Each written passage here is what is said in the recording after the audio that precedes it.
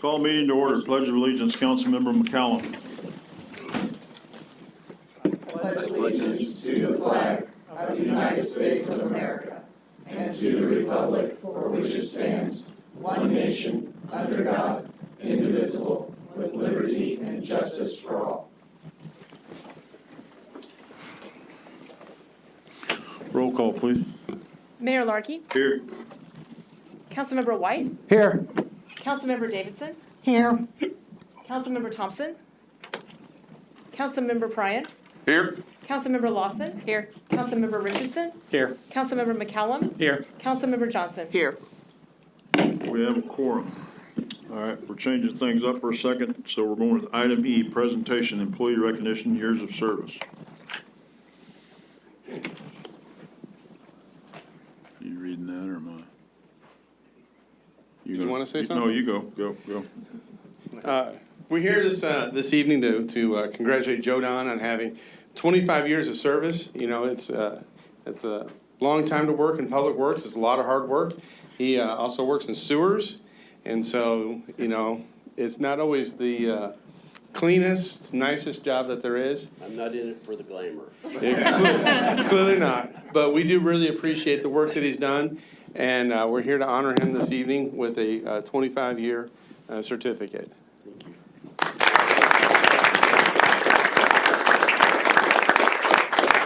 Now, his whole family's here, and I offered to bring them all up and take a picture of him together, but they all shook their heads like they're scared. So, did you want to come have your picture taken? The mayor could mandate it. Come on up. Dude, I give a speech too. Yeah. Yeah, it'd be perfect time for that speech you prepared.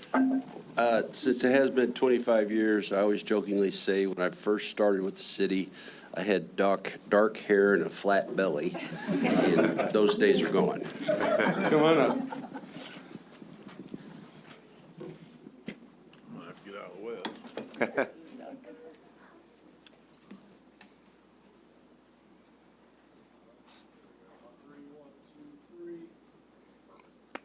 Thank you, Jonah.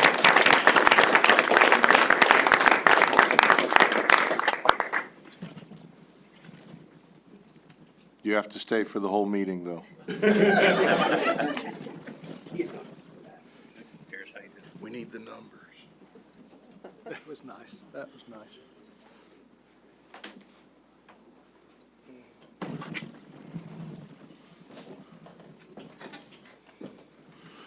Seriously, you don't have to stay if you don't want to.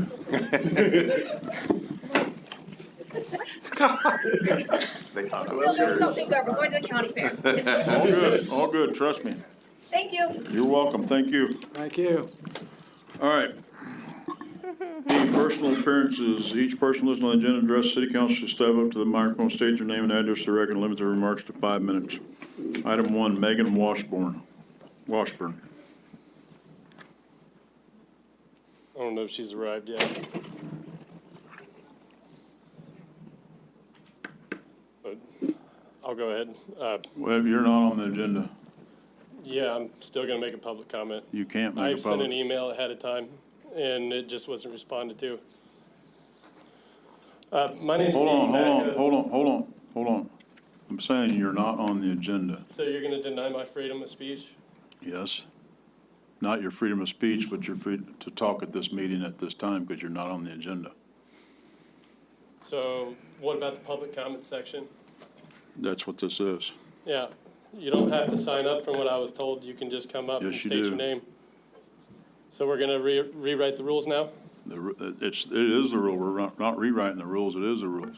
Can someone clarify that, please? Yes, the existing public comment section has a limited public forum, has been designated only that you have to provide the mayor with written notice, and the mayor has to agree to be presented on the agenda on something that is before the city council for that agenda.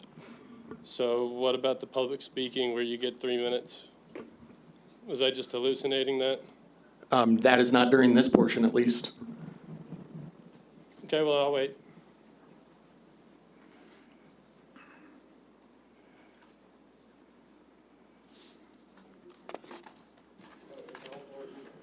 Item F, unfinished business 1, motion approving final reading of Bill 2026-32. An ordinance approving a cooperative agreement for public infrastructure with Cass County and accepting funds relating to design and construction of North Cass Parkway in Cass County. Present. Second. We have a motion and a second. Any discussion? Hearing none, roll call. Councilmember Lawson. Aye. Johnson. Aye. White. Aye. Richardson. Aye. Davidson. Yes. Pryan. Aye. McCallum. Aye. Mayor Larkey. Aye. Motion passes. G, new business. One, motion approving the final reading of bill, first reading of bill 2026-33. An ordinance approving the vacation of the subdivision plat of Spanish Villa, lots 128 through 212 in the city of Belton, Missouri. Present. Second. We have a motion and a second. You're up, sir. Yep, thank you, Mayor and Council. Before you this evening is a request to vacate the undeveloped portion of the Spanish Villa subdivision, which includes lots 128 through 212, which is generally located south of Mill Street, west of Lacey Lane, and north of West Sunrise Drive. This undeveloped subdivision was platted in 1972 and includes 22.67 acres, which were acquired by the city in 2021 for regional stormwater detention. Vacating all undeveloped rights-of-way, easements, and lot lines will allow for a replat of the property, which is the next item on the agenda. Staff coordinated with Public Utilities on rededicating utility easements on the replat that will be vacated with this request. The Planning Commission held a public hearing on June 16th, at which 8 residents spoke in opposition to the request to vacate the undeveloped subdivision.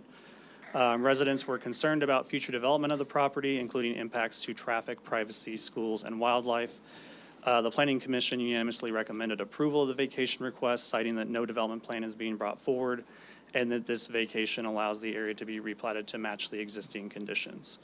And staff recommends approval, and I'm happy to answer any questions you may have. Any questions? Go ahead. Outside of the floodplain, given the plat that currently exists that we're talking about potentially vacating, if an owner of the land came in, well, I know we're the owner, but if somebody wanted to come in and develop that, and they were the owner of that land, could they do so? Based on where the current stormwater detention is, it would be almost impossible to work from that plat. You'd have to rededicate additional right-of-way and realign the lot lines and easements to essentially put in cul-de-sacs at the end of the current streets that dead end. Go ahead. I may be ahead of the game here, maybe for the next question, but could we, instead of having the 2 plots, could we not just make it 1 plot and have it recognized as a conservation area instead of putting houses there? So that is on the next item. Okay, so, Wait, hold that for a minute. okay. Any other comments on the vacation of the current subdivision plat? Hearing none, all in favor? Aye. Any opposed? Motion carries. Item 2, motion approving first reading of bill 2026-34. An ordinance approving a final plat for Mill Valley, a 2-tract subdivision on 22.67 more or less acres, generally located south of Mill Street, west of Lacey Lane, and north of West Sunrise Drive in the city of Belton, Missouri. Present. Second. We have a motion and a second. You're up still. Yep, before this evening is a final plat for Mill Valley, a 2-tract subdivision on 22.67 acres located south of Mill Street, west of Lacey Lane, and north of West Sunrise Drive. The 2-tract subdivision includes Tract A, which covers just a little over 10 acres on the west side of the property and includes a drainage easement for the regional stormwater detention facility. And then Tract B covers the remaining 12.5 acres on the east side of the property and is eligible for disposition if the city council chooses to do so. The designation of both parcels as tracts indicates that they are undevelopable. At a minimum, Tract B will need to be further subdivided into lots in the future if development is allowed. The Planning Commission reviewed the final plat on June 16th and recommended approval 7-1. Staff also recommends approval. I will note on the final plat document that was included in the packet, it is missing the ownership signature block, which the surveyor has added, but no other pertinent information on the plat will be modified, but that will be added for the recording purposes. and I'm happy to answer any questions. So back to your question. I think if that's what this body wants to do, we could do that, but I still think we need to split them into two parcels. I still think, Because one is the drainage area and the other one is something else. I think I- if this body chose to do something with that extra land, we could do that. I still think it'd be better to have them in two parcels. I- That's what my saying. in my opinion, I think one plot because, and leave it as a conservation area. And floodplains, they change. I wouldn't want to build a house that close to, a drainage area. So I just think it makes more sense, one plot. Go ahead. All right, so now that we have vacated the previous plat, what happens now if we do not approve this new one, now that we've vacated the last?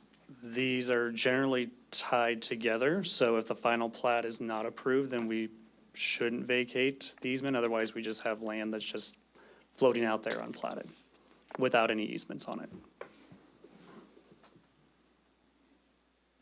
Okay, so there is still an impetus for us to do a plating, even if we were to do one plating or any plating, just based on easements and that Yes, type of thing. because currently there are, these drainage easements that have been installed are not within an actual easement. So we at the very least need to plat the property to dedicate the formal easements for long-term protection of those.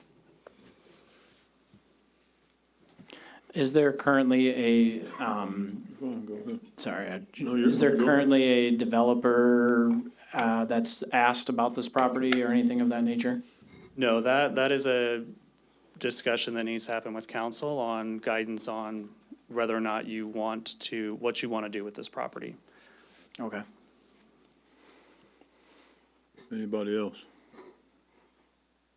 I had a question, but Go I ahead. forgot now what it was. Go ahead. So if we went ahead and did the two tracks, we could still do whatever we wanted to with track B, and it could still be used as a conservation if that's what we decided we wanted to do with it. It doesn't change what we can do with it in the future, it's just setting out the easements is what I'm understanding, is that correct? Correct. You remember? So we're not locked into any particular, I'm trying to think of the word I want to use.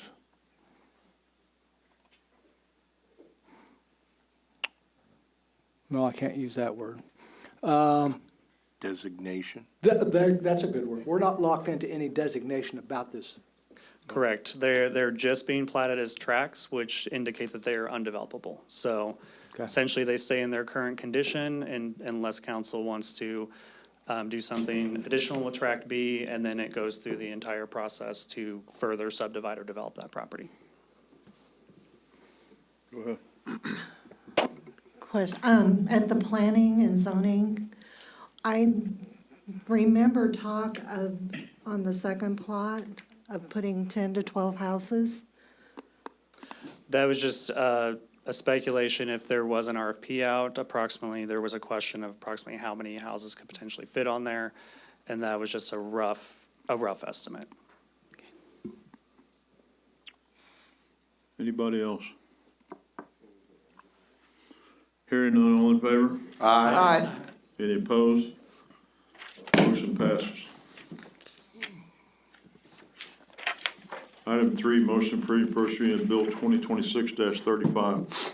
An ordinance approving a rezoning from C2 General Commercial to M1 Light Industrial for a more or less .85 acre portion of a 5.04 acre lot, and approval of a preliminary development plan for Freedom Flex, a 63,750 square foot commercial flex space and mini warehouse development at the southwest corner of East 171st Street, 58 Highway, and South Prospect Avenue. Present. Second. We have a motion and a second. You're still up. Before this evening is a rezoning and a preliminary development plan for Freedom Flex, a commercial and mini warehouse flex space development on 5.04 acres at the southwest corner of 58 Highway and South Prospect Avenue.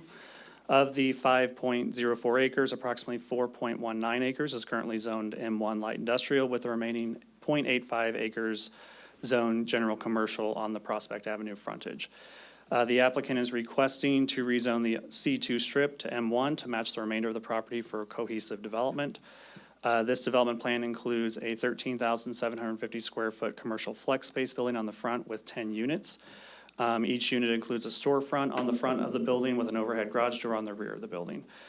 These units are intended to accommodate small businesses, including contractors, small retailers, small logistics operations, service-based businesses, and similar uses that need front office space for employees and customers with operations and storage space in the back. Uses are limited by what is permitted in the M1 zoning district, as well as the building and fire codes, which may further restrict those uses. Behind the commercial flex space building are two 25,000 square foot mini warehouse buildings. These are designed to have similar uses, although without the storefronts, which would limit customer interactions. These uses are more likely to be for contractors, personal or business storage, personal hobby shops, and similar uses that are allowed in the M1 zoning district and further restricted by building and fire codes. Personal storage is considered the most intensive proposed use, and which requires a special use permit, which is the next item on the agenda. The Planning Commission held a public hearing on June 16th, at which one resident spoke against the project and a second resident submitted an email in opposition to the project, which is in the packet. Both residents expressed concerns regarding adding more warehouse space in the city. The Planning Commission recommended approval of the rezoning and preliminary development plan 6-2, and staff also recommends approval. Happy to answer any questions. Any questions? Go ahead. And the warehouses are different than, say, what's at North Point, is that correct? Correct. So the size of these are similar to more of a storage facility. So Chief Storage near the water tower on 173rd Street is a good example of the size of the mini warehouse spaces. So they generally accommodate, the reason for the special use permit, which is the next item on the agenda, is because the personal self-storage requires that. But a number of the other potential uses here are allowed by right in the M1 zoning district. And the office space that's going to face the residential area on Prospect, that's not going to be giant either, and that's going to have landscaping and other No, things? they're single story, and from the exterior, especially on the front, they're gonna look just like a commercial strip mall. So they're not going to be the issues with lighting and all of the things that the residents behind North Point have experienced with noise No, I and mean, things they like would that? just be the typical strip mall parking lot lighting, and they may not even need that, just because it's only a one row of parking. So just the building lighting and some additional security lighting. There is an extra large right-of-way in front of this. Do you remember how wide that is Yes, so from the Prospect? when Simcoe was developed and platted, they had an additional 100-foot of right-of-way that they dedicated for future improvements and expansion to Prospect. So it's back an extra 100 feet? Yeah, so it's about, the actual development area is probably 100 feet back from the current edge of pavement on Prospect. Go ahead. Did the city put out an RFP or make any kind of request for this proposed rezoning? No, this is a private development. So this is just someone that came to us and, owns property and wants to Correct. make this change, okay? With that commercial corridor that is presently there, looks like it's relatively narrow strip. What was the intention for that originally? So looking back through the record from 2004, it seems like it may have just been kind of a compromise between residential on the Prospect side and then the light industrial on the railroad side. But the 100-foot deep property is not deep enough to fit anything on there. Simcoe's development has the same thing, and it's just their building sits right up to that edge, and then the rest of it is just additional pavement for them. So the actual intent may have been that there was gonna be room there for additional commercial businesses, but in reality and practicality, it does not fit in that setup. Which is one of the reasons why we worked with the applicant on doing the commercial storefronts to meet the intent of what would be facing the homes on Prospect. Okay. And then, so if we were to vote in opposition to this, this rezoning, it's really about that commercial space primarily, that strip in the front. And would the, owner or applicant, would they be able to still move forward, but just move their project back essentially? Is that what you described Semco doing? Potentially, yes, that would be their option, was they would have to move the building further back. The other option that they have is they could reduce, so we do allow a minor commercial flex building in the C2 zoning district, which is under 10,000 square feet. So they could potentially reduce the building size down a little bit to make that work. But I believe the applicant is here if there's any questions for them on if they looked into that or if there's any feasibility to that. Okay, I don't have that specific question at this time, but maybe somebody else does. What is Simcoe zoned? They just have the C2 strip, but their entire building is also light industrial. Yeah, it's like the same setup essentially, yeah. Yeah. No, I'm just trying to understand that zoning piece. I may have some questions on the special use permit on the next portion, but I think that. Go ahead. This may be something that's later, but if we approve this, can we make sure that we set up to where we don't have to keep going back and forth on making sure the community, the housing and stuff is not interfered like we used to with another, we had to put fences, we had to go back and check berms, we had to do all that kind of stuff. Yeah, just making sure that everything is installed as approved? Is that what you're referring to? Making sure that we check to make sure that the lighting isn't interfering, all that kind of stuff. Yeah, and this is just the preliminary development plan. The final development plan, we'll get into that additional level of detail where we look at the lighting. There's a landscape plan already in there, but generally, aside from what's on the Prospect side, everything else is adjacent to either the railroad or another light industrial user, so we're less concerned about screening on those situations. Anybody else? Hearing none, all in favor? Aye. Any opposed? Oh, motion, sorry. Did you get that? She's opposed. Thank you. Motion carries. Item 4, motion approving first reading of Bill 2026-36.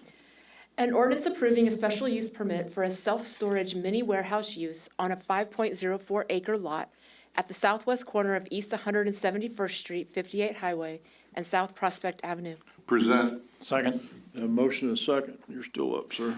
Yeah, before this evening is a request for a special use permit to allow a mini warehouse storage use in the M1 zoning district at the southwest corner of 58 Highway and South Prospect Avenue. The proposed Freedom Flex development includes two 25,000 square foot buildings that have multiple land use options, of which the most intensive is the mini warehouse storage use, which requires a special use permit in the M1 zoning district. All other proposed land uses are allowed in the M1 zoning district, either by right or with conditions such as no outdoor storage of supplies or materials. The mini warehouse storage use also covers hobby shops, man caves, and boat, RV, or vehicle storage for personal use. The Planning Commission held a public hearing on June 16th, at which one resident spoke against the project. Second resident submitted an email in opposition that's in the packet. And the Planning Commission recommended approval of the special use permit, 6-2. Staff recommends approval, and I'm happy to answer any questions. Any more questions? Go ahead. All right, so if we approve this special use permit and the developer decided to, or applicant, whatever the appropriate term is here, decided to change their, plan, and instead of going with the flex space, they decided to put something in like larger warehouses, something of that nature, would that require further approval from this body? Yeah, so if the preliminary development plan is approved, that is the plan that they have to be in substantial compliance. So they can't do any drastic changes to those footprints or the building sizes without coming back through the rezoning and the development plan process. Go ahead.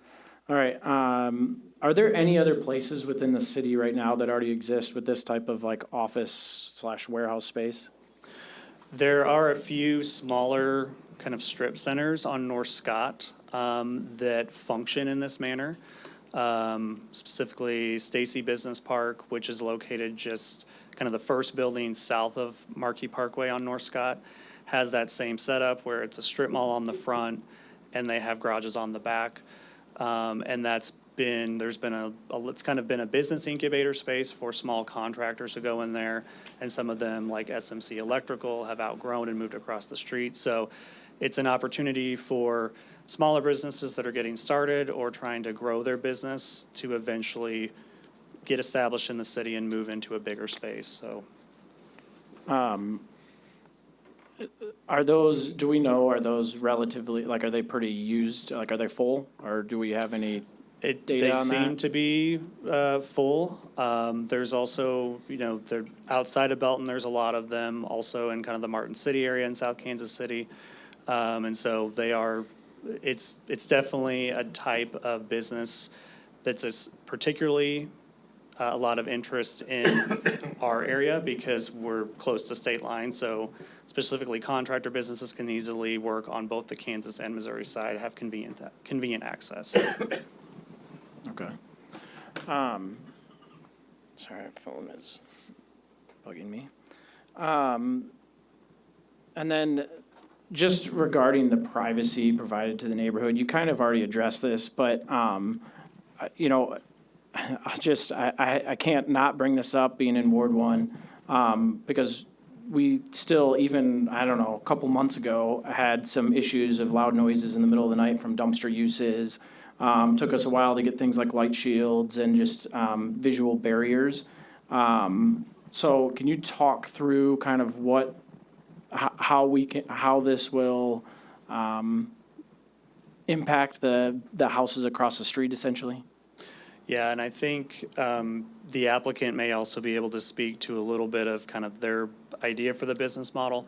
Typically, though, this, unlike a larger warehouse logistics distribution center that may have overnight shifts, I don't really foresee that being the case in this type of an environment.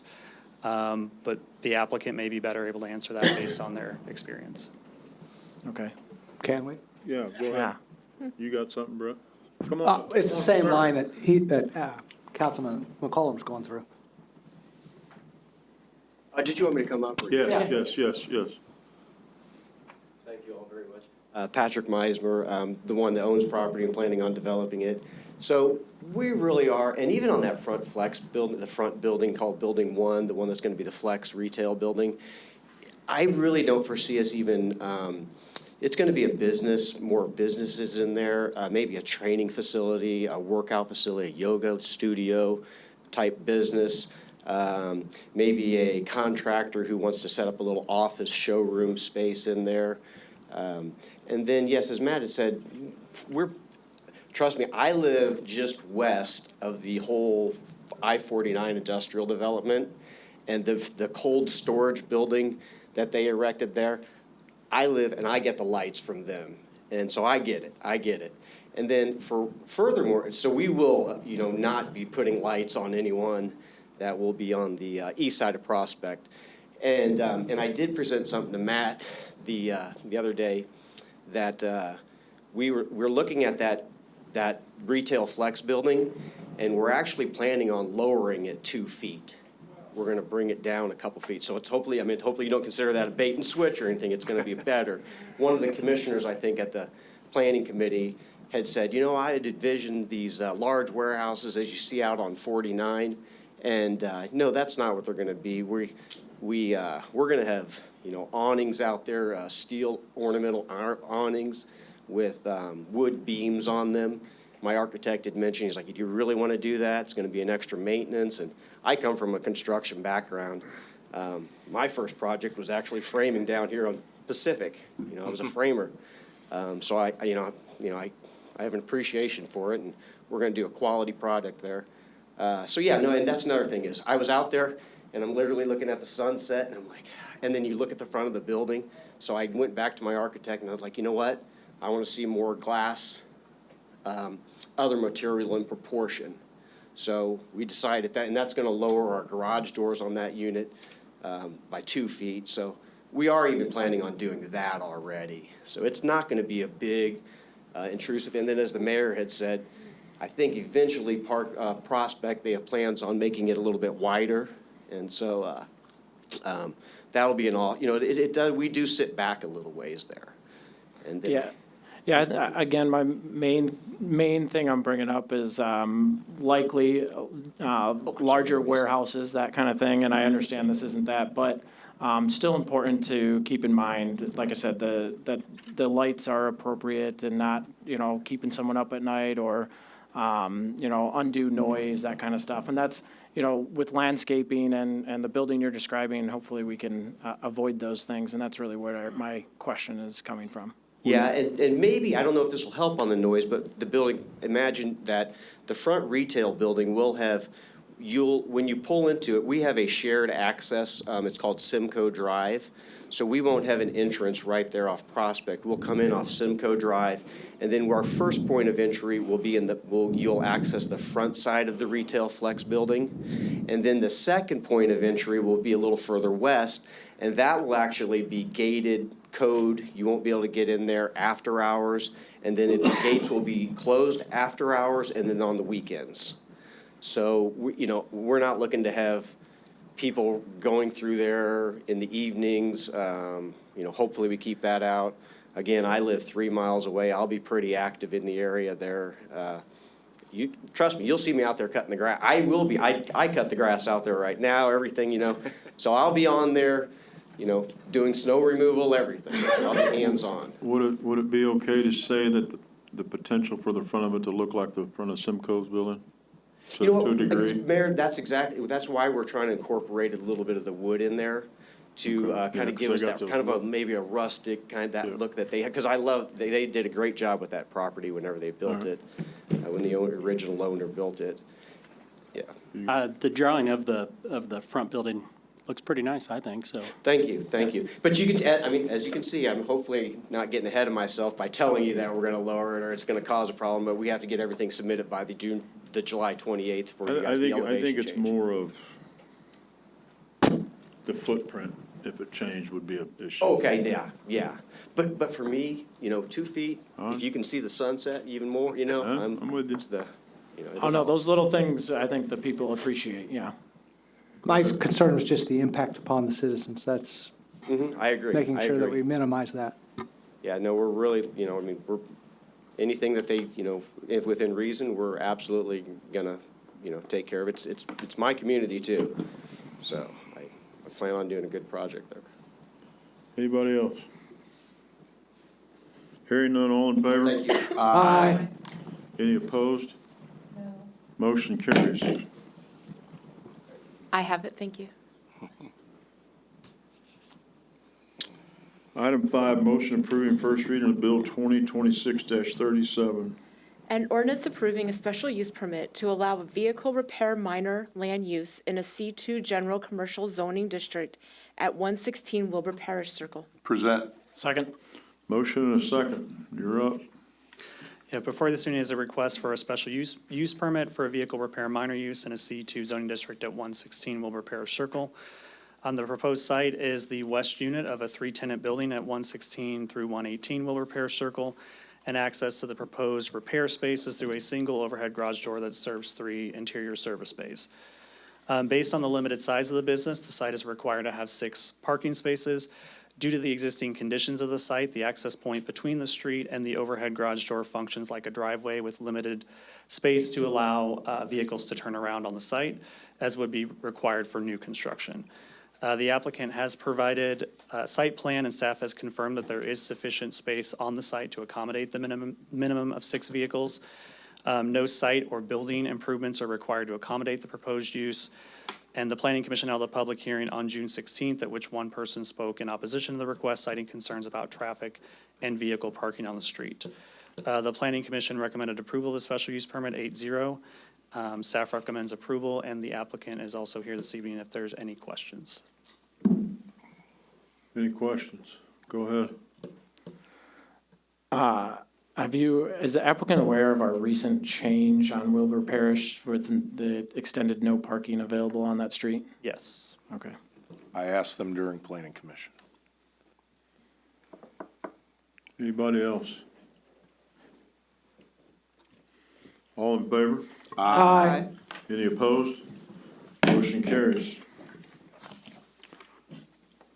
Item 6, motion approving first reading of Bill 2026-38. An ordinance authorizing the appropriation and revision of the City of Belton fiscal year 2027 adopted city budget. Present. Second. Motion and a second. You're up. Good evening, Mayor and Council. Before you tonight is a budget amendment specifically for the Golf Fund.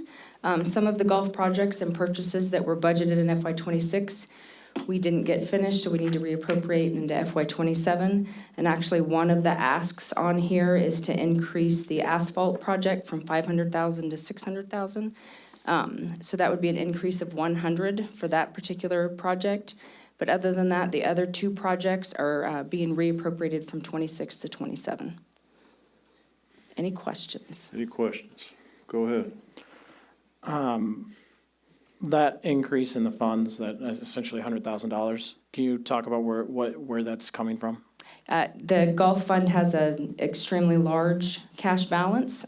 They definitely operate as a business, and they've been doing well over the past few years, so revenues are exceeding expenses, so. So it's gonna- not coming out of a general fund or? No, it's coming out of Golf Fund, yeah. They are putting money back into the golf course. Anybody else? Hearing none, all in favor? Aye. Any opposed? Motion carries. Item 7, motion approving first reading of Bill 2026-39. An ordinance accepting a Mid-America Regional Council contract and grant for services to individuals at the Belton Senior Center. Present. Second. A motion and a second. You're up. Thank you. The Mid-America Regional Council Aging and Adult Services provides reimbursable grants each year towards supporting senior centers and senior programming. For fiscal '27, Mark has awarded the City of Belton up to $22,500 toward the operating costs of the Belton Senior Center. This is the same amount that was received last year. It is approximately 18% of the operating costs of the senior center. Any questions? Go ahead. Considering that the state is cutting the budget for a lot of services, including some for senior services, have we budgeted sufficient money to cover in case what's been allocated by Mark has to be cut back? As I read the contract, they can do that. I know that it's a reimbursable grant, so if the full amount is budgeted for the senior center, the $124,000, but Casey may have more information on that.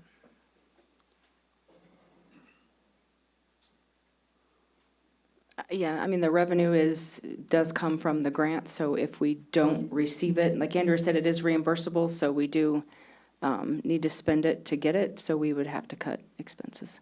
Just wanted to be sure we were covered. Yep. Anybody else? Hearing none, all in favor? Aye. Any opposed? Motion carries. 8, motion approving first reading of Bill 2026-40. An ordinance determining and declaring the necessity of acquiring for public use temporary construction easements, permanent easements, and right-of-way for drainage, utilities, and roadway improvements for the construction and maintenance of certain improvements to the city's street system generally located on Markey Road from North Scott Avenue to Guerra Road in the city of Belton, Missouri, authorizing the city and its designees to negotiate for the purpose of acquiring the easements and property acquisition by contract or condemnation, and authorizing the city attorney and his designees to institute condemnation proceedings if such interest in land that cannot be acquired by purchase through good faith negotiations. Present. Second. We have a motion and a second. You're up, sir. This is an ordinance that allows Public Works to go ahead and start purchasing property and easements for Markey Parkway, the next phase. So this goes from North Scott to past Westover. So included in the group is actually a map that shows in the black areas, the areas that we'd actually purchase right away, and in the yellow or gold areas that we'd have easements. And so this will authorize us to go ahead and start negotiating with property owners. If property owners decide that they refuse to work with us then we have no choice but to go through condemnation to get the property that we need to build the project. Be happy to answer any questions that you have. Go ahead. You answered it. I just want to make sure I understand it. My big question was because I didn't see a key. I was looking at the map trying to understand what those colors were specifically. So the black, we've already gone through the process and acquired? No, we don't have any of it. This authorizes us to go ahead and start acquiring this property. Okay. So those are the ones, so the black are the ones that property we need to acquire, and yellow are easements we need to acquire or already have? Correct.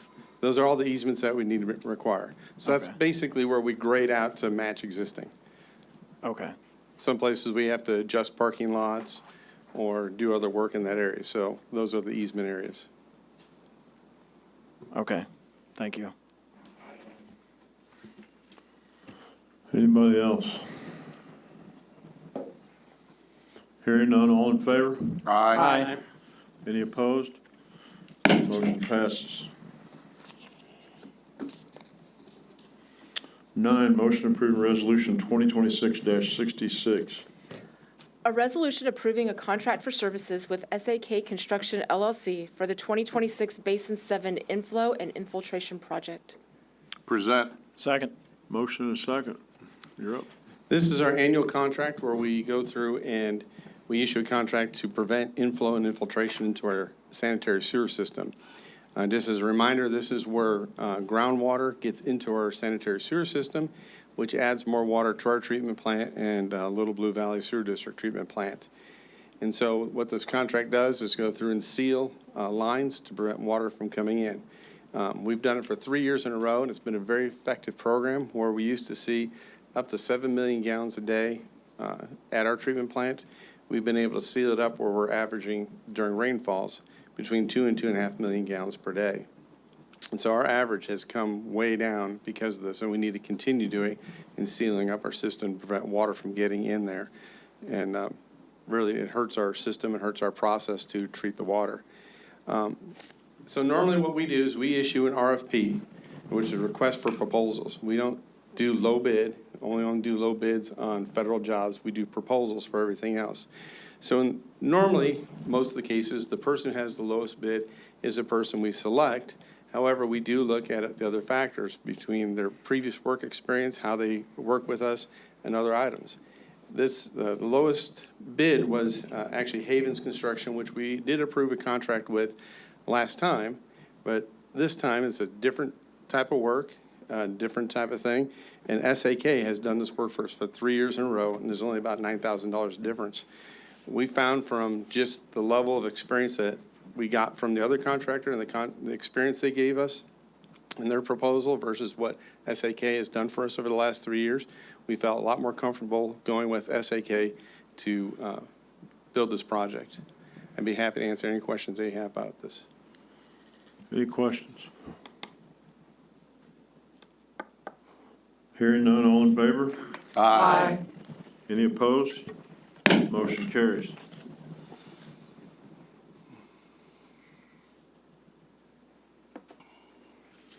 Item 10, motion approving resolution 2026-67. A resolution determining the population of the city of Belton. Present. Second. Motion and a second. You're up. Yeah, before this evening is a resolution Or you're back, I accepting guess I should say. the 2025 population estimate from the U.S. Census Bureau. The 2025 population estimate for the city as of July 1st, 2025 was 26,193. The Census Bureau releases annual population estimates of all jurisdictions in the U.S. in May every year, reflecting the population estimate of the previous July 1st. Since 2020, the official 2020 census, the city has added over 2,200 residents, representing over a 9% increase during the first half of the decade. Recognizing the population increase allows permits, licenses, land uses, and other approvals tied to the city's population to be adjusted accordingly. Currently, this recognition only impacts fireworks tents, which are limited to 1 tent per 4,000 residents. Accepting the latest estimate provides the opportunity to increase the number of permits according to population growth. Staff recommends approval of the resolution to accept the population estimate provided by the Census Bureau. Any questions? Go ahead. All right, I know you just said this. I listened, I saw it in the packet, okay? I just want to be abundantly clear with this. The only policy, ordinance, resolution, whatever, et cetera, that this is gonna affect is specifically the fireworks tents? Yes, that is the only current permit, license, or any other special use that has a restriction based on a population. Alrighty. Anybody else? And I assume we're going to change the sign then? Two things. There's only one city limit sign that has a population on it. We're probably going to change it and not have population on it anymore. So for what it's worth, I asked a similar question not too long ago to our city manager, and he looked into it. Those are all done by MoDOT. So we can request MoDOT to do that, but they are, well, I don't know if you want to chime in at all, but. It's my understanding they're getting away from the practice of putting the populations because they change so much. And again, it's just an added expense or it gets outdated within a year or two. And So Because now, I had a very similar thought process. now we can put it on our webpage and Watch it flicker. watch it flicker. Go ahead. So, this doesn't necessarily require a change in the fireworks, it just allows a change, correct? We still have to discuss that? That, Mr. Attorney? I do not believe so. I think what we're doing now and then bringing it back every year is the proper process.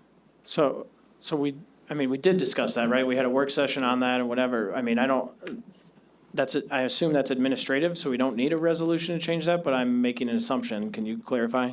As of right now, I don't think you guys have designated exactly what process you want us to follow. Typically, there is a resolution brought every year just for you all to recognize it. But if next year, or if you want to amend this resolution to state that in the future, city staff could administratively approve. Sorry, let me clarify, because I was, Councilmember White's point of, do we need to then further discuss how we will do the firework tent thing? You could. I believe there was some very basic discussion on that, so that could be brought up. I just want to ensure that, because I don't think it's in writing, could be, I don't remember, I'm old, that those who have a current license keep their current license. That was I believe, oh, I'm sorry, go ahead. That was the discussion at the last meeting, was that current people would keep their license, and then there would need to be a process for the additional license. So, but would we need to develop that process then, or is that administrative? Not as of right now, you would not, but there could be some further discussion. That could be, again, administratively approved. I don't know. We would need to look. There would need to be some investigation as to the last time a new license was submitted due to population growth, and just see potentially what occurred there. But staff can do that. We can figure out exactly what was already done. Are you going to say something? Well, I do believe that all exists in writing currently within it. We are looking at, there's discussion on changing the area of the code that it's in. So I do believe that it already says anybody with an existing, as long as they don't change, as long as the organization is the same, they keep it. We've added one within the last 10 years, and that's why the question comes up now about setting it, because what's in writing now is that the number of tents is determined by the population. The population has been creeping up close to that next step, but it's not to an official census. So we felt it safer that if you guys were gonna go ahead and set a preliminary one each year based on the estimates that were given, then that opens up that opportunity, which is a whole other new thing to revisit on how that new Because it license is it issued. really wasn't clear in the ordinance of what population that we went by. Yeah. Whether it was the every 10 years or the estimate. Go ahead.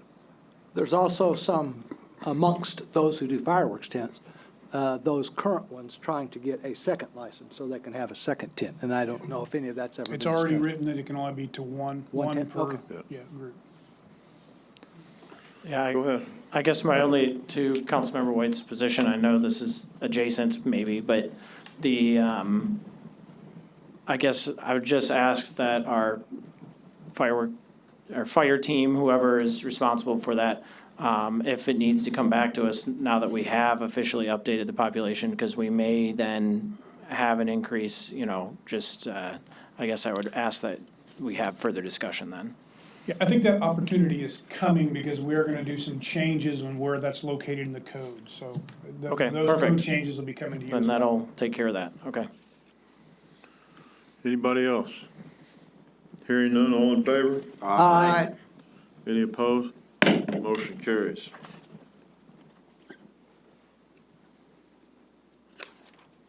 Motion approving resolution 2026-68. A resolution approving an agreement with EverStrive Solutions LLC to assist with client advisory services related to general fund shared services expense allocations. Present. Second. Motion and a second. You're up. Mr. Mayor and Council, this evening before you, this resolution is a consulting engagement letter with EverStrive Solutions, is a firm that has done some work in the metro area before on doing some background on allocations, for instance, and that's what we're essentially bringing to you. There was a previous action, I believe in 22, to do a time allocation study to determine whether our overhead allocations were, well managed, well dispersed, kind of reviewing that process. And we asked for a pause on that because of the changes that took place in administration, the changes in finance, the getting behind in the financial reporting that took place previous to the current administration taking shape. And we had to go back and redo a bunch of financials just to make sure they were accurate. And then, of course, we had to catch up on audits. And so we caught up on all the audits. Now we're in our regular audit cycle. Now is the time when, and we also, in that same process, during that same timeline, we also updated our finance software. So it just wasn't a normal operating, situation for our finance department or really a lot of the departments that are involved in that. And so this is essentially just seeing through what the intention was originally to do the time allocation study. It's a very reasonable price. They're going to charge us $200 an hour for hours actually worked with a not-to-exceed fee of $15,000. The amount is actually within my purchasing authority, but I'm bringing this to you for two reasons. One, it's a contract, so you have to approve the contract. And two, I think it's worth sharing with the public in our continued efforts for transparency that we are doing this as we said we would. Any questions? Go ahead. And I don't have a question, but I do want to say I appreciate the fact that, I know some council members may have been here, but not all of them. And so I know the previous council was interested in making sure this got done. And I appreciate the fact that you are ensuring that we are following up, even if it's, a couple years later. Yeah, the intention was never to not do the study. It was just to ensure we got to a point where we were having a normal operating procedure in our departments. And so the time allocation study can actually mean something. And so they're going to review time allocated by all the shared services, finance, IT, HR, legal, those types of things, admin, and see how much time is being allocated in different areas and come back with the information. Correct me if I'm wrong, but the last company we engaged with left the space. They're no longer doing it. Yeah, we could not get them to re-engage after multiple attempts. And I think they actually switched people and then they switched people again. And so I don't believe they're even doing this any longer. Anybody else? Hearing none, all in favor? Aye. Any opposed? Motion carries. H, consent agenda, one motion not available to approve the recommendations noted. Any member of the council may ask for an item to be taken from the consent agenda for discussion and separate action. Present. Second. We have a motion and a second. Any discussion? Hearing none, all in favor? Aye. Any opposed? Motion passes. Reports and information, boards, commissions, community development, court report. J, communication with city council. Councilmember Johnson. Just wanted to report that the coalition, the Main Street Coalition, had a good meeting with Missouri Main Street June 30th and got a lot of information to help us move forward. The coalition will have a meeting July 21st at 4:30 where we're going to talk about what we learned there and hopefully come forward with a plan to move forward with Main Street that we can share with everybody. Councilmember McCallum. I'm glad that I didn't have to take a bunch of calls or hear a bunch of calls about anything being on fire after 4th of July, so that's always a positive thing. I'm sure our fire team was busy, but I'm glad to hear it was relatively minimal. From the TDD board, I don't have an update because that meeting is tomorrow. For our parks, and actually, I might put Kevin on the spot here for a second, if you so choose, Kevin. Because I know July is Parks and Recs month, so I don't know if you wanted to highlight kind of what you guys are doing there real quick. I think we have been putting some stuff online, kind of highlighting the parks, not necessarily the employees. We're doing that kind of internally, kind of, appreciating our staff as we do throughout the year, but we do want to recognize that we do have a large staff of part-time employees that we do appreciate all their services. So Thanks. be looking for more stuff on Facebook. Yeah, and so if you know somebody that works at the parks or, from lifeguards to, mowing lawns, whatever it may be, just let them know how appreciated they are through the month of July here. As a reminder, the farmer's market, that is ongoing every Thursday from 4 to 7. And then some of the upcoming events, and actually before I go over all the upcoming events, I'll just say I heard that the sound bath was sold out and was a pretty big hit. So it sounds like there'll be more plans for those in the future. But July 18th, as a reminder, is Kids Night Out. August 7th will be Rave in the Wave, an adults only water party. August 9th is Pages in the Park Book Fair, and August 22nd is the Doggy Dip Day at the Memorial Park Pool, which will be the last day before that gets closed for the season. So that's everything with parks. Councilmember Richardson. I was just going to talk about 4th of July. I put a post out on Facebook saying that I wanted Ward 3 to outdo all the other wards, and I believe we won that. Because Ward 3 was lit the 4th of July. And I say we try to outdo next year, but well done. Councilmember Lawson, do you share his excitement? My daughter does, and she contributed. I'll just piggyback a bit off Councilmember McCallum shouting out parks. A little subset here, the High Blue Hurricane swim team this summer has been an awesome thing to witness. They've got kids 6 to 18, some that can barely swim, but technically that is swimming, and some that are, accomplished high school swimmers competing together with 3 coaches that are just doing a fantastic job.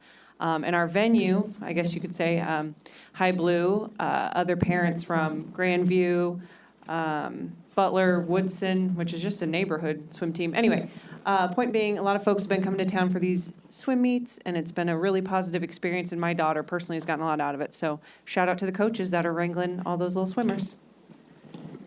Councilmember Prime. Nobody ever recognizes the boss, so thank you, Kevin, for all you do for parks. It's all my pleasure. Councilmember Davidson. I enjoyed Saturday. I wanted to say thank you to Battle Axes for the murder mystery. They had 19 groups, and some of the groups had 8 to 10 people in them. Kids with magnifying glasses going after the clues. It was a great time. Well over probably 100 people that visited Main Street. So thank you. And then hopefully I can ask, I had a question, Joe, this week about the baseball study. It's been 16 weeks, and I thought it was going to be about 12 weeks. So Yeah, any we're update? expecting to hear back from them fairly soon. Okay. One more question. And again, I don't know if this is, but can you explain the trash can situation where they all got crushed instead of, I know you explained it to us, but I think it would be good for the citizens to know. Yeah, you guys approved the contract for us to go to trash cans with GFL as a part of the approved extension, and that meant they were going to take the old cans. I know they had mentioned they were going to try to recycle them. think they ran into an issue with that, and so they, because of some resin or something that's that was used in the construction of those cans. And so, again, they take those cans, they're providing cans, they didn't increase our fee to provide those cans, the new cans. A lot of the old cans were starting to age out, and reach the end of their useful life, which is why we engaged the discussion to begin with on replacing the cans. And so. Yeah, a lot of people were upset, especially since it was the taxpayers that paid for the original cans. And then I had another call from a citizen. They had noticed down where the end of North Scott, where lease signs are up on city-owned property. Where what? There's 4 lease signs. And It'd be nice to have a heads up on what you're talking about and where, because I really don't know. It's the old trailer park that was Oak Hill. For lease signs? For lease signs? We have not put for lease signs I up. think it's, there's a commercial building. It's for that little blue on the building out in corner. Is front. that what it's for? Yeah, Okay. that old campfire It's- building out in front. It's not on the city property, It's it's not on city property. on the commercial building there. Well, somebody asked me and I'm like, I don't, No, it's. okay, that's it. And I believe these comments are meant to be for you guys to make comments. If you have questions of staff, I don't think this is the proper venue to just have a gotcha direct interrogation of staff on things. I don't think that's quite what this is intended to be. I would appreciate at least a heads up on if there's an issue that we need to bring and discuss in public, that we have that formal discussion. I didn't think it was inappropriate, so. I will add to the trash can thing. Early on, they were going to recycle, but like city manager said, there was something when they made them with the resin that they made them, that the company they were contracting with couldn't recycle, so they were just going to dispose of them, and then they stopped doing that, and now they stored the rest of them down at their place in Harrisonville, and they're trying to find someone to recycle the rest of them now. I don't know the process of that or the outcome of that, but that was the process for those cans. Thank you for the information. You're welcome. Councilmember White. I have not been able to finalize a date for a Ward 4 meeting. I will be doing that this week, and then I will be posting that, and then I will also mention it next council meeting, because it'll be a couple of days after the council meeting next time. So that way I'll have it on Facebook, and then those who listen to the meeting will know. I don't have much other than, had a good 4th of July, and I think everybody else that I know did. We had a few issues in the city, but nothing major, so that's all I had to report. So, city manager? Yeah, I don't have anything to report today, Mr. Mayor. Item M, items for review and discussion. 1, Cleveland Avenue Speed Study. So we were asked to take a look at Cleveland Avenue, basically from the city limit. So we looked at it from the city limit up to the school to review the speed limit that's out there. So the current speed limit, if you're in the county, is 45 miles an hour as far as I can tell, because there's not a lot of signs out in the county. And it's 45 miles an hour unless posted. There's nothing posted, so I would take it as 45 miles an hour. When you hit our city limit, which is just south of the plateaus, it goes to 25. When you hit Cambridge, it's still 25. When you go to the schools, it's still 25. But then at the schools, there's a sign that says when the schools are present, when the thing's flashing, it's 20 miles per hour. So we went out and took a look, and down by the plateaus, we look at speed limits at 85th percentile. That's been shown to be the safest speed to travel, is 36 miles per hour. And then near Sunrise, it was 33 miles per hour. And so looking at those two, it's pretty clear that the speed limit probably when you cross the city limit, instead of being 25 miles an hour, should be 35 miles an hour. And so we'd probably recommend doing 35 miles an hour short of the school than by the school doing 25 miles per hour. And so I just wanted to present that as the information and get some feedback whether you want me to go ahead and propose an ordinance that says that. Go ahead. Did you, I heard when you said when that was blinking, it was what, 20? 20 miles per hour. So is that going to stay? Yeah, that's stay. Okay. Go ahead, Chris. Would it go to 25 at like Cambridge? No, we'd probably do 25 at Sunrise, which is just south of the schools. Okay. Go ahead. Do you know what the impetus for the speed study was? Did we just decide it was time, or was there Someone resident asked. feedback? We had some feedback from the HOA. I believe the HOA president themselves reached out to like some council members asking if we could at least look at it at the plateau. And was their point that they thought people were speeding, or it should be higher? They thought that it should be higher, that they didn't think that 25 was reasonable that far out of the school zone and on that stretch of road. They felt like it could hold a higher speed. The reason I ask is we have had residents reach out and say people are speeding like crazy, and we do a speed study and we learned that, no, that's not actually the case. And I had a resident today reach out and said, oh, it's crazy over here on Lacey, and so we talked about doing a speed study. But sometimes those come back and provide a different outcome than what the resident anticipates. So I do appreciate that the data we can get from these things helps us inform traffic flows that make the most sense. Let's reiterate that the speed study doesn't say that people aren't speeding. Yeah. Okay, But the yeah. I'm with you. I just want to make sure, yeah. Yeah, got it. All right. Go ahead. Yeah, I was actually gonna say, I was one of those people reached out and contacted too, and I was, I appreciate us, looking into this, and it turns out that, make a difference based on resident request. I think that's, a good part of the process, and seems like the data supports it. Is everybody okay with this? Yes. And now prepare it and bring it to you. Item 2, Odessa Carvana expansion. Yes, staff has received a preliminary development plan application for building expansions at the Odessa Carvana facility off 155th Street. I did provide a copy of the site plan and elevations at your seat. The plan includes a 93,444 square foot vehicle maintenance facility on the east side of the building. It kind of shows up kind of in a burnt orange color off to the east of the existing building there on the north side of the property.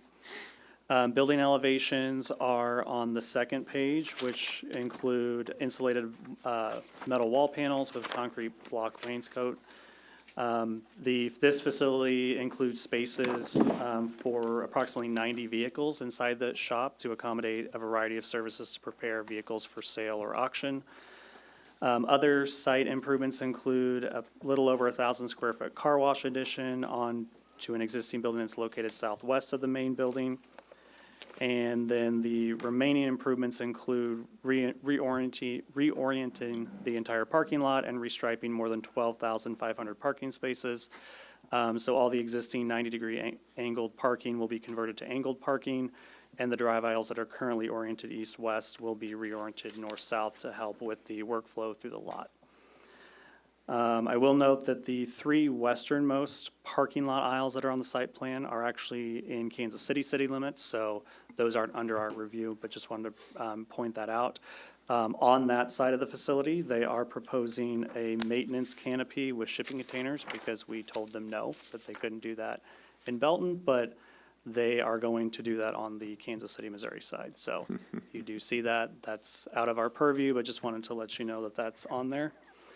A public hearing will be held for the preliminary development plan at next Tuesday's Planning Commission meeting at 6 o'clock. And this item is scheduled to become before City Council in August. Go ahead. Is this gonna increase the number of vehicles coming and going from that facility? The overall number of parking is staying the same. It actually is probably going to decrease a little bit because of the maintenance facility. In terms of the actual increase in vehicles, I don't know, they might be able to process them quicker with the expanded maintenance facility. Okay. Move them out quicker. Anybody else? All right, item 3, events and memorandums of understanding. Thank you. On June 9, the mayor asked staff to create a new policy outlining how the city council will handle requests from organizations to close the city streets for events and associated costs of the city services. In the agenda packet is staff's proposed revised memorandums of understanding.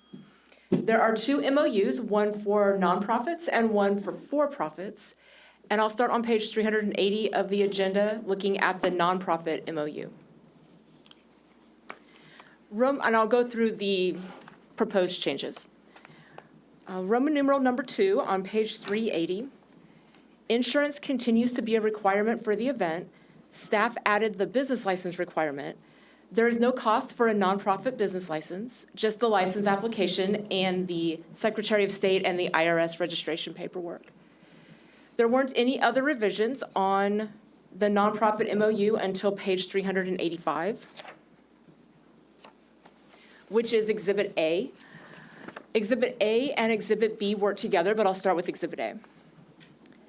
The first bullet was added. In consideration of city services provided to support the event, the city requests a nonprofit to show the city as an event sponsor. Toward the bottom of that page, under Public Works, staff added that the city will empty the Main Street trash cans prior to the event.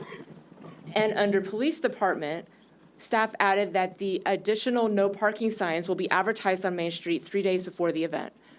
These 2 items were specifically requested by the City Council and through a Belton Downtown Events Survey sent to the downtown Belton business owners and property owners. Exhibit B, which is the next page. This revision shows that the city will provide services to support the event in exchange for the nonprofit providing the 3 bulleted items at the top of the exhibit. Specifically, a statement of value for the event, a budget for the event, and a profit and loss statement within 90 days after the event. This eliminates the nonprofit from needing to request a waiver of the fees. If a nonprofit would rather not provide the city these 3 items, they would be allowed to fill out the for-profit MOU. A statement of value for the event would still be required, but the fees wouldn't be waived, the fees for city services. I would draw your attention to the bottom of page 386, which is Exhibit B, on overnight security. Overnight security is an additional service, and it has historically been arranged separately with the police department, and it is a paid service. This was left at Exhibit B as a paid service, and if you'd like to have a discussion on that or have questions, Chief Lyons can speak on that. Those were all the revisions in the nonprofit MOU. Are there any questions about this one, or do you want to go to the next one and then talk about both? Go ahead. Questions? Go ahead. You're fine. Forgive me for not knowing this. What exactly is a statement of value? I will defer to Mike. He and I talked about this last week.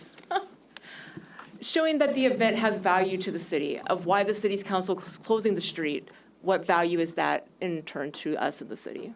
This really was just more a narrative about what the event is, what the event plans to bring. Do they have anticipated attendance numbers? Do they have vendors, carnivals, like something that kind of shows that this is what we're as part of this event. I think a good example is we have recently been approached by, I believe they're a for-profit group, or maybe it's a not-for-profit group wanting to do a for-profit event. They're an out-of-town organization. They saw our Main Street. They thought it looked really nice. We've had a hard time kind of getting our arms around even what kind of event they want to host on Main Street. And so one of the things that Andrea and I have really kind of gone back and forth with this event organizer is, can you provide us just a narrative? Just tell us what you want to do for this Main Street event. And what are you anticipating? Thousands of people coming to this event? Are you anticipating a couple dozen diehard fans to come to this event? Can you give us a little bit of value as to what exactly is going to be happening? Because I think one of the things that we really kind of cautioned on with through the city attorney was, for us to sponsor an event, we have to show that we're receiving something of value in return. We can't provide, a sponsorship just with no value. And so we were trying to really use the same language of the value of the event is you're bringing X number of people to Main Street. This is the type of event you're going to have.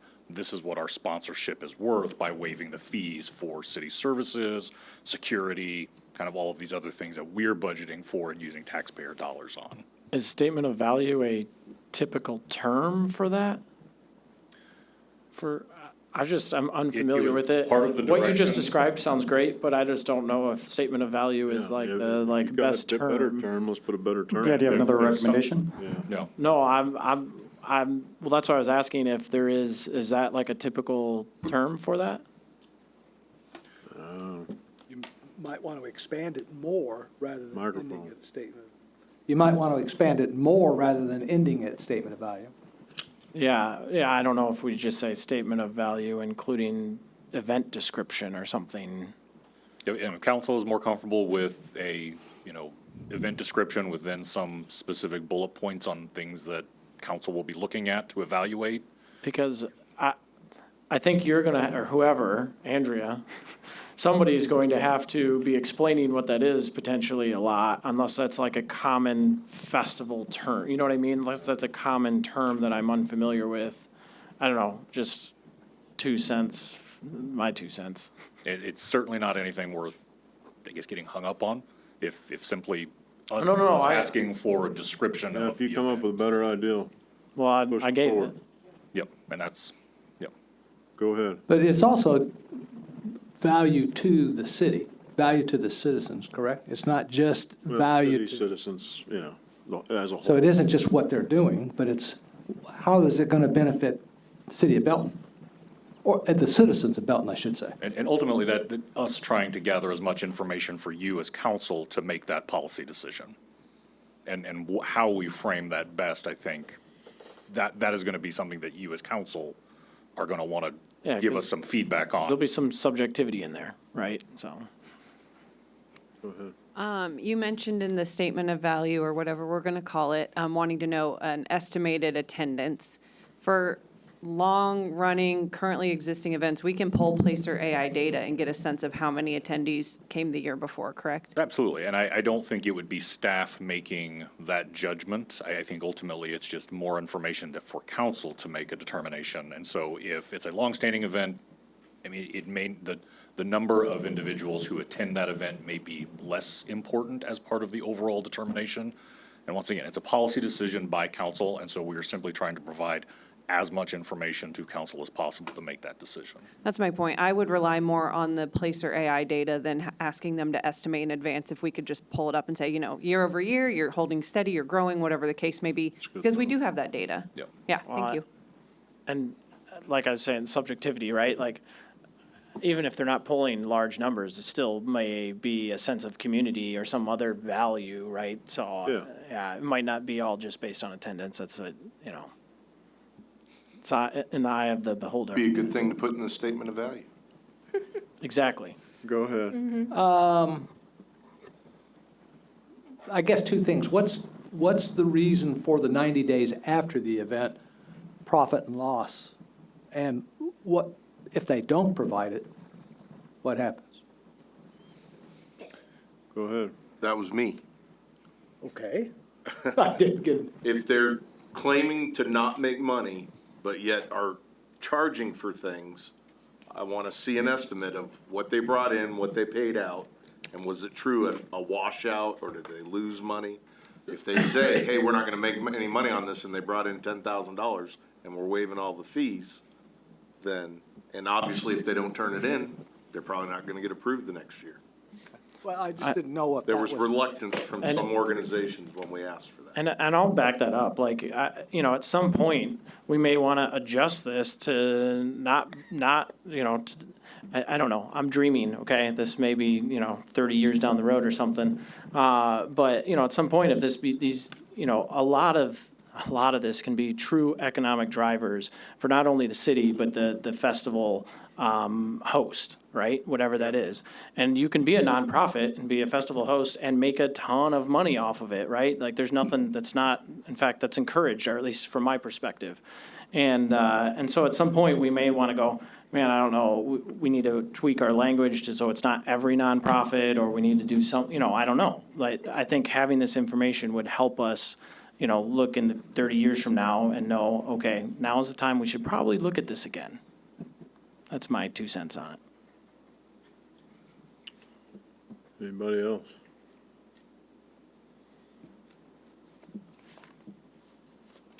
You want to touch the security, overnight security Yes. thing now or later?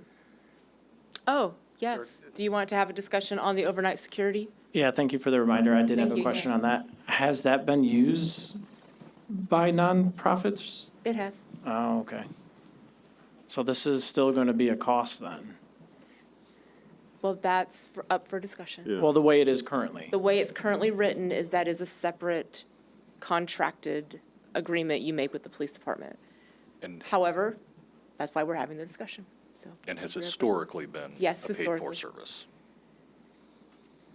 Oh, so this, even when we were Right. historically not, when we didn't have the fees that we, whatever, this still was? Correct, yeah, so it's not, it's not something that is new just to this MOU. I mean, the MOU overall is new, but Boy, that it makes it is, historically, that fee has been paid as for that, specifically to that overnight security. But Chief Lyons may have more information on that. In the past, when it was filled by BEMA volunteers, there was no charge because there was no expenditure. But when we had a police officer there, we did charge. So it was based on whether or not the event was by paid personnel. Go ahead, Brett. Which I believe is not an option any longer. That's correct, not That an is option any correct. longer. We did have an expense when it was BEMA because we did pay the BEMA volunteers, but it wasn't at the same rate as it would be for a police officer, obviously. What's everybody's thoughts on this? I mean, I'm okay with not charging for the overnight security. Yeah, I in- think, In lieu of what we're trying to do. I think that's kind of where I'm at too, is not charging for the overnight security, even though I understand it's historically been there. If the point of this is to try and be helpful to the event organizers, then I don't know. I can go either way, but that's kind of where my thought is. Everybody good? Okay, I'll make that change. All right. Go on to the next. Okay, so on to the next MOU, which is for profit, starts on page 387 of your agenda packet. And again, I'll highlight the revisions that were made. Roman numeral 2 on page 387 is the same as the other MOU. Business license is required for a entity coming in to do this. There were no other changes, so we'll go to page 391 to Exhibit A. The first bullet was added, so whatever term we decide to use, I'll change this one as well.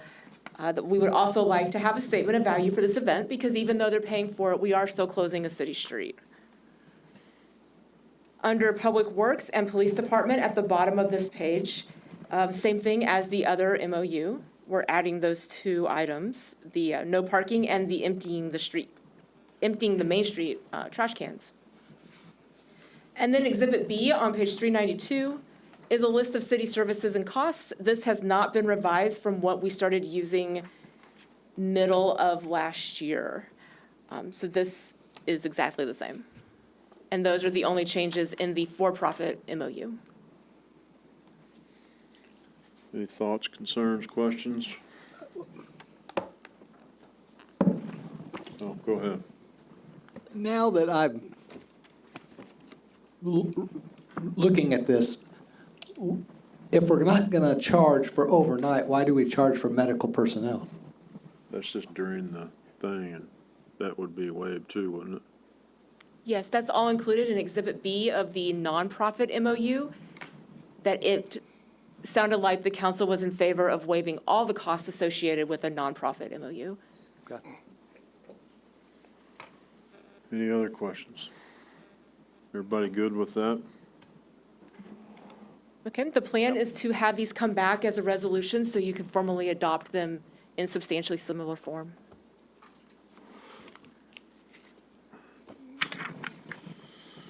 All right, number 4, Belton Railroad Days, September 18, 19.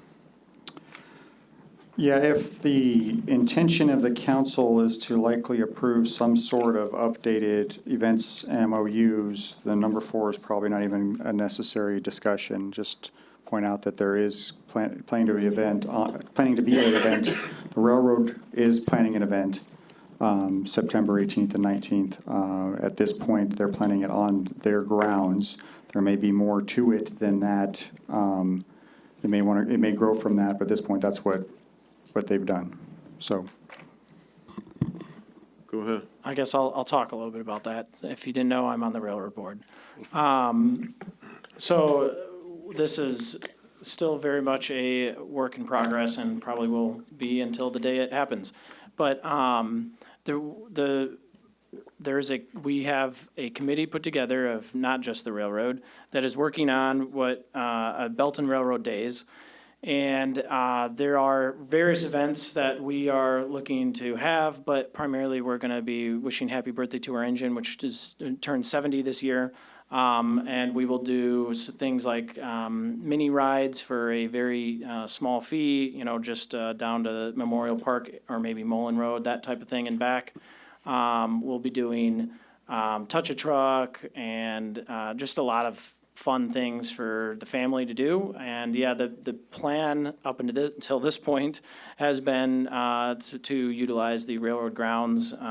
But I'm actually not on that committee specifically, so I will leave it to them to provide more updates. We will, if you're interested, the railroad will provide updates on our social media when the time comes. So, Any questions? I don't know how to say this. I think the railroads is a great asset and anything we do is great, but I would expect a member from their board to present this. What are we presenting? Pardon? There's nothing being presented. Railroads. I mean, other nonprofit groups come in and they explain what's going to happen. That's And you're when not- something's been presented, that's when something's being presented and approved, not necessarily just giving us information that this is coming. At this point, there's Share your nothing, Confusion that the city manager is listed as the presenter for a local nonprofit's proposed event that may or may not close Main Street. there's been discussion that to involve many nonprofits, not just one. And so that's why there was discussion that the city could potentially get involved.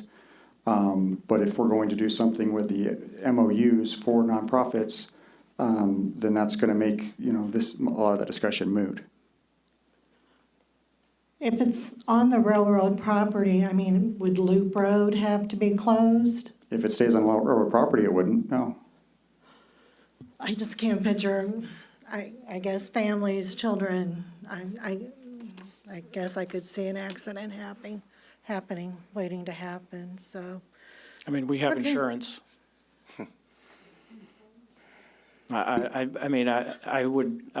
We have insurance. We have a lot of property. You don't want to use your insurance. I understand that, but I guess I'm not sure why there would be a concern with our ability to host a event on our property. I mean, Loop Road is right there, I mean. Well, so is commercial, right? Commercial's right there as well. And there's various streets that we go over. I guess I don't understand that point. I mean, Loop Road is used for parking for Main Street too, so. Yep.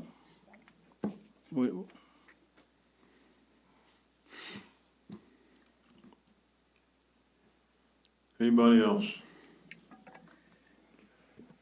Item N, motion to enter executive session, discuss matters pertaining to legal actions according to Missouri State Statute 610.021.1, pertaining to leasing, purchase, sale of real estate according to Missouri State Statute 610.021.2, pertaining to negotiated contracts according to Missouri State Statute 610.02.1.12, pertaining to individually identifiable personnel records, performance ratings, or records pertaining to employees or applicants for employment according to Missouri State Statute 610.021.13, and the record be closed and the meeting adjourned from there. Present. Second. Motion and a second. Any discussion? Hearing none, roll call. Councilmember Bryan? Aye. Davidson? Yes. White? Aye. Johnson? Aye. McCallum? Aye. Lawson? Aye. Mayor Larkey? Aye. Richardson? Aye. Motion passes.